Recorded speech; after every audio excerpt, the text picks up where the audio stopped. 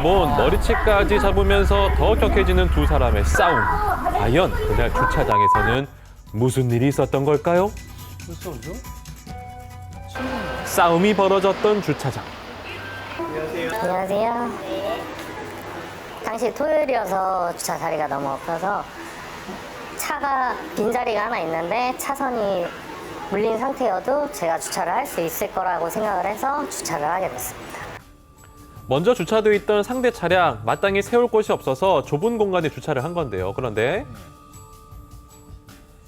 전화가 와서 차를 이따위로 내뒀냐고 욕을 하면서 주차는 당신이 잘못한 거 아니냐, 지금 올라가겠다 해서 올라가게 됐습니다.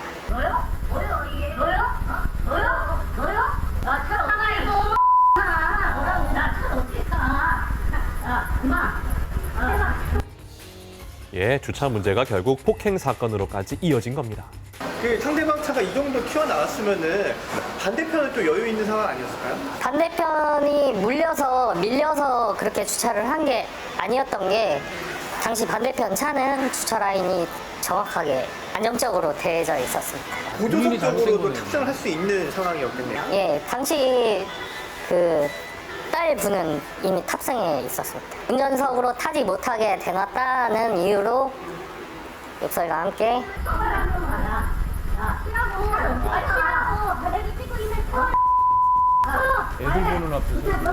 예, 욕설이 난무하더니 결국 경찰까지 부르는 상황이 됐고요. 예, 제보자는 2주의 진단을 받는 지경에 이르렀습니다.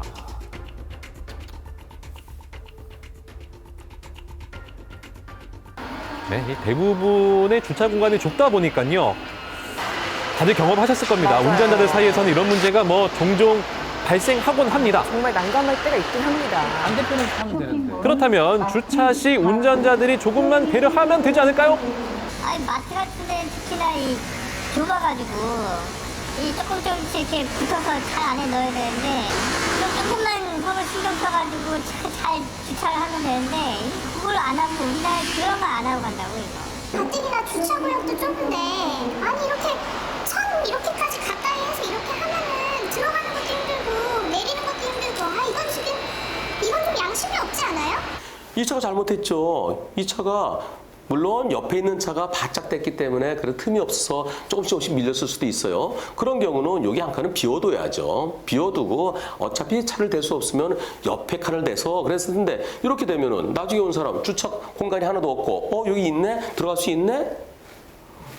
이 차가 잘못한 게 아니죠. 이 차가 잘못했죠. 처벌 규정은 없습니다. 처벌 규정은 없는데 그런데 본인이 잘못해놓고 오히려 적반하장으로 이 검은색 차 운전자한테 폭력을 행사했다는 거, 그 점은 상당히 잘못됐죠. 적어도 벌금 100만 원 또는 200만 원 그 이상까지 올라갈 가능성도 있습니다.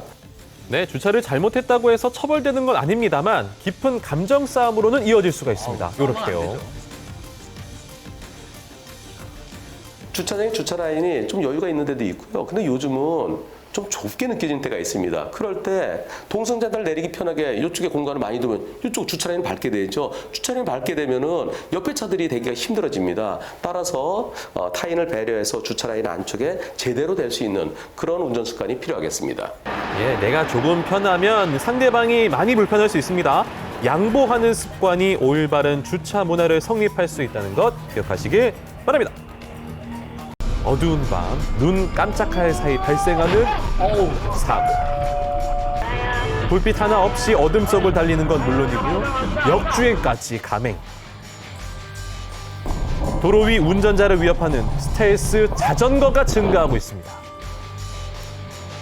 램프 구간을 돌아서 큰 도로에 본도로에 이제 합류하던 중에 갑자기 차로 변경하는 자전거의 사고인데요. 영상 보시겠습니다. 램프 구간을 지나 큰 도로로 합류하는 제보자의 차량. 그런데 앞에 불쑥 나타난 자전거. 누구지 뭐야? 제보자 차가 램프 구간에서 들어가고 있습니다. 아직 어둡죠? 아무것도 안 보이는데요. 그런데 아이고. 자전거. 자전거가 안 보였어요. 살짝 뭐가 보이는 듯 마는 듯 안 보이죠? 여기 조그만 불이 하나 있는데 요거요. 이것이 미리 잘 안 보이는 상태입니다. 그러니까 보이지 않았던 운전자 눈에 보이지 않았던 자전거가 갑자기 들어오니까 자동차 속도와 자전거 속도가 차이가 나서 그래서 꽝. 그 당시에는 전혀 볼 수가 없었어요. 나중에 경찰서 가니까 경찰이 이제 쓰러지고 나서 자세히 보니까 조그맣게 불빛이 보인다고 하더라고요. 근데 경찰도 그 상황에서는 안 보였을 거라고 말씀하시더라고요. 그분이 말씀하시기를 그 자기 직장 동료가 이렇게 다니다간 한번 차에 치일 거라고 했다고 그 말이 사실이 됐네 이렇게 말씀하시더라고요. 결과가 저희가 가해자로 났어요. 과실이 어떻게 나오냐 그랬더니 100% 저희가 나온다고 말씀하시더라고요. 자동차가 가해 차량이라고요? 왜 그렇죠? 자전거도 많이 잘못했는데 여기서요 자전거 안 보입니다. 블랙박스에서는 보이지만 운전자 눈에는 맞은편 차량 불빛 그다음에 요 버스의 불빛 이게 교체되는데 자전거 들어가면 안 보여요. 안 보였다가 이때 이거 피할 수 있습니까? 여기서 여기까지 거리가 불과 한 10m 이 램프 구간이 제한 속도가 시속 70km라고 그러는데요. 자전거는 한 20 내 30 정도로 달리는 것 같아요. 속도 차이 때문에 도저히 못 피하죠. 여기서 이거 어떻게 피하겠어요? 그리고 자전거 속도를 줄이고 있는데요. 시청자 여러분들이 제보자 입장이라면 과연 피할 수 있었겠는지.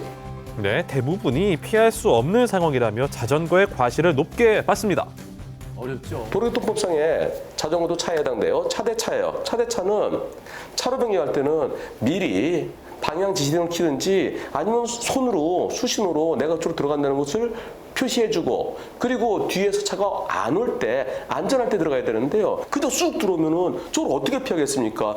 스텔스 차량이죠. 스텔스 자전거. 이번 사고 자전거 100% 잘못일 가능성 상당히 있습니다.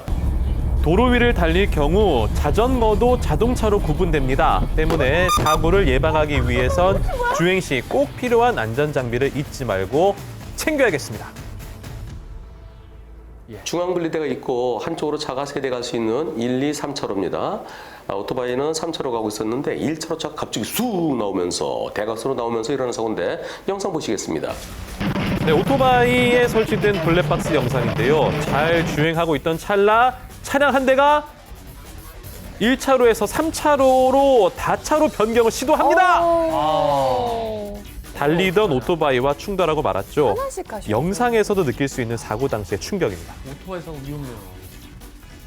오토바이는 이제 전파가 되고 저는 이제 척추가 3개 부러지고 골반이 2쪽이 나고 고관절도 부러지고 발목 부러지고 갈비뼈 2개 골절되고요.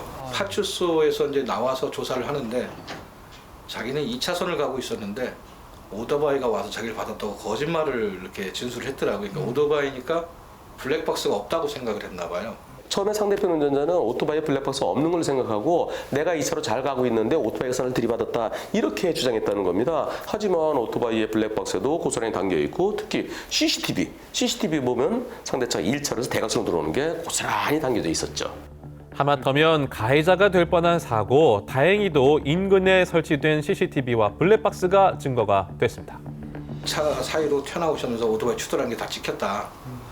그래서 경찰서 가서는 그 여자분이 다 자기 잘못 시인하고 잘못을 인정을 했다 그러더라고요. 그런데 상대편 보험회사에서 가해자가 100% 인정을 해도 자기들은 인정할 수 없다고 분쟁이 간다고. 분쟁위원회에서도 가해자에게 10%의 과실을 물었습니다. 아무리 영상을 다시 봐도 다차로 변경을 시도한 상대 측의 과실로 보이는데 제보자에게 주어진 10%의 과실, 합당한 걸까요? 이 차 때문에 오토바이로서 이 차를 못 본 거죠.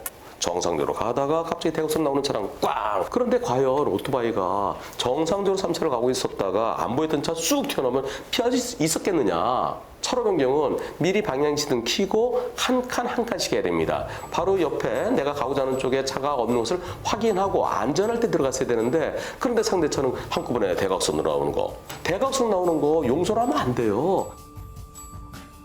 오토바이가 과속한 것도 아니고요. 상대차가 대각선으로 한꺼번에 쑥 나왔기 때문에 상대차 100%야 옳겠다는 생각입니다. 차로를 변경할 때는 반드시 뒤에 오는 차량이 없는지 또 확인한 뒤에 한 차로씩 이동해야 대형 참사를 막을 수 있다는 거 명심하셔야겠습니다.